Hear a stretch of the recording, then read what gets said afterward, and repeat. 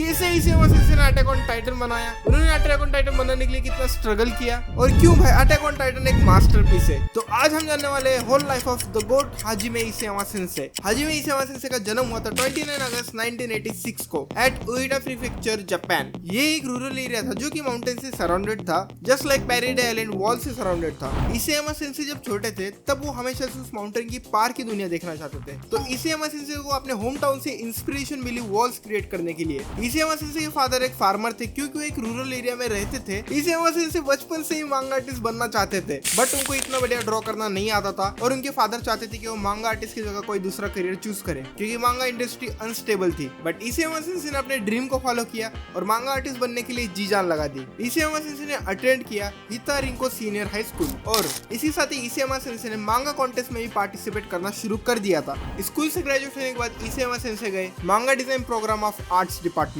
और वहाँ पे इसेमा सेंसे ने मांगा आर्ट ड्रॉ करना सीखा। अब रुको, मैं तुम्हें कुछ एक्सप्लेन करना चाहता हूँ जिससे तुम्हें आगे का समझ में आएगा। शुइशा एक जापानीज मांगा पब्लिशिंग कंपनी है और इसके अंदर एक मैगजीन आती है जिसका नाम है वीकली शोनिन जंप और इसके अंदर आता है One Piece, Naruto, Demon Slayer, Bleach, Dandadan ये सब। और कोडांशा भी एक जापानीज मांगा पब्लिशिंग कंपनी है और इसके अंदर आता है वीकली शोनिन मैगजीन और वीकली शोनिन मैगजीन के अंदर पब्लिश हुआ था the masterpiece attack on Titan. अब शुइशा और कोडांशा में कुछ फर्क तो नहीं है, दोनों भी जापानीज मांगा पब्लिशिंग कंपनी है, बट शुइशा जापान की सबसे बड़ी मांगा पब्लिशिंग कंपनी है और कोडांशा थोड़ी छोटी कंपनी है, बस इतना याद रखना। अब 2006 में इसेमा सेंसे 20 साल के हो चुके थे और अब इसेमा सेंसे टोक्यो आए थे मांगा आर्टिस्ट बनने के लिए और टोक्यो में ही इसेमा सेंसे इंटरनेट कैफे में काम करते थे। अब इस टाइम तक इसेमा सेंसे ने अटैक ऑन टाइटन की स्टोरी कंप्लीट कर ली थी और फिर इसेमा सेंसे ने अटैक ऑन टाइटन की स्टोरी को 65 पेजेस के वन शॉट में इंक्लूड करके उसको लेके गए शुइशा के पास अपनी मांगा शुइशा के वीकली शोनिन जंप में पब्लिश करने के लिए। बट पब्लिशर ने इसेमा सेंसे से कहा कि अपना आर्ट स्टाइल चेंज करो, उस स्टोरी में मेजर चेंजेस करने के लिए कहा। इसेमा सेंसे ने मना कर दिया और फिर इसेमा सेंसे अपना वर्क लेके गए कोडांशा के पास अटैक ऑन टाइटन को वीकली शोनिन मैगजीन में पब्लिश करने के लिए। और 2006 में कोडांशा का एक कॉन्टेस्ट भी चल रहा था मैगजीन ग्रैंड प्रिक्स के नाम से। ये कॉन्टेस्ट जीता the masterpiece attack on Titan ने। और फिर 2008 में हाजिमे इसेमा सेंसे की 2 और मांगा थी जिन्हें अवार्ड्स मिले थे। 18th वीकली शोनिन मैगजीन फ्रेशमैन मांगा अवार्ड मिला द हार्ट ब्रेक वन मांगा को और 18th वीकली शोनिन मैगजीन फ्रेशमैन मांगा अवार्ड मिला ORZ मांगा को। और फिर भाई फाइनली